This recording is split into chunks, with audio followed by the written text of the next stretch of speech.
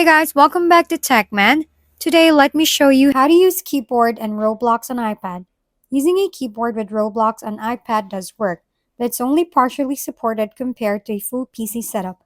Once you connect a Bluetooth or external keyboard to your iPad, you can use basic controls and many experiences, such as WASD for movement, space to jump, and enter to open chat.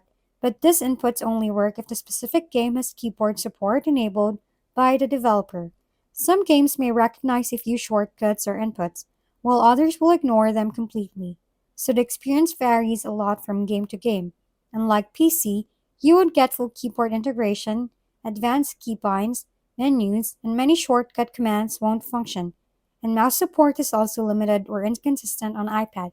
Because of this, you still rely heavily on touch controls for camera movement, UI navigation, and most in game actions. In short, a keyboard can improve movement and typing slightly, but it doesn't replace the full PC gameplay experience on Roblox. If we've been helpful, kindly give us a thumbs up, and don't forget to hit the subscribe and bell button for more contents.